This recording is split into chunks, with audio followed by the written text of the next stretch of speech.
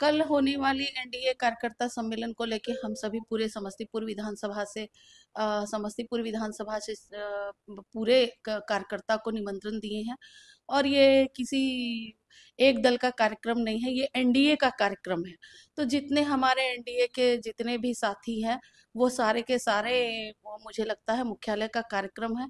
और ये एक ऐसा मैसेज जाएगा पूरे समस्तीपुर जिला में तो जाएगा ही, मुझे लगता है पूरे बिहार में भी एक मैसेज जाएगा कि हम सभी एनडीए कार्यकर्ता पूरे जोर शोर से एकदम तैयारी में लगे हुए हैं। और ये 2025 फिर से नीतीश के नारा को लेकर हम लोग चल रहे हैं, और निश्चित रूप से हम लोग फिर से एक बार नीतीश कुमार जी को मुख्यमंत्री बनाने का काम करेंगे।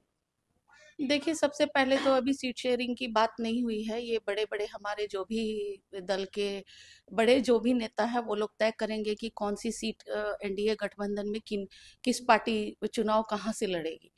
उसके बाद प्रत्याशी का चयन होगा कि जो भी सीट जिस दल को जाएगा उस दल के प्रत्याशी होंगे, और एनडीए पूरे दल मिलके हम लोग चुनाव लड़ेंगे। तो उसमें आगे क्या होता है उसके बाद कहा जाएगा। लेकिन आप अपनी दावेदारी पेश कर देंगे। मैं अपनी दावेदारी, यदि ये जदयू का सीट बनता है तो निश्चित रूप से मैं अपनी दावेदारी पेश इसलिए कर रही हूँ कि मैं 2006 से ही सक्रिय राजनीति में हूँ। मैं 2006 में जिला परिषद का चुनाव जीत चुकी हूँ। और हमारे स्वर्गीय ससुर जी वो स्वतंत्रता सेनानी थे। उसके बाद जेपी आंदोलन में हमारे भैंसुर भी उनकी भागीदारी थी। 2 बार वो एमएलए रह चुके हैं कल्याणपुर से, श्री अशोक प्रसाद वर्मा जी। और मेरी भी भूमिका एकदम लगातार 2006 से ही मैं सक्रिय कार्यकर्ता बन के जनता दल यूनाइटेड का काम कर रही हूँ। 2014 से मैं 2021 तक 3 टर्म में महिला जिला अध्यक्ष रही हूँ। उसके बाद फिर मैं प्रदेश सचिव बनाई गई, और अभी वर्तमान में राजनीतिक सलाहकार समिति की सदस्य थी। एक कुशवाहा चेतना मंच करके प्रदेश से एक टीम हमारे जनता दल यूनाइटेड की बनी हुई है, उसकी भी मैं सदस्य हूँ।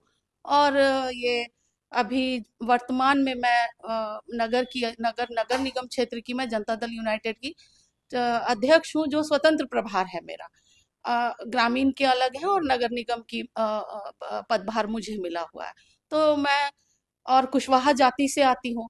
तो निश्चित रूप से अभी की राजनीति जाति आधारित और महिलाओं को प्रायोरिटी दिया जा रहा है।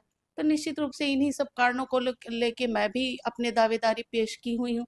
और रही बात समाज में काम करने की, तो महिलाओं के लिए हमारे नीतीश जी इतने बड़े हितैषी हैं, उनके बड़ा हितैषी तो मुझे नहीं लगता है कि कोई होंगे। जिस तरह से एक जन्म देने वाले माता पिता अपने लड़कियों के लिए या महिलाओं के लिए सोच रखते हैं, उससे भी कहीं बढ़ चढ़ के हम महिलाओं को सम्मान देने का काम किए हैं। हम लोग जैसे कि बचपन में अपने पिता के नाम से जाने जाते थे, बड़े हुए तो फिर अपने हस्बैंड के नाम से, फिर उससे उम्र बढ़ा तो बेटे के नाम से।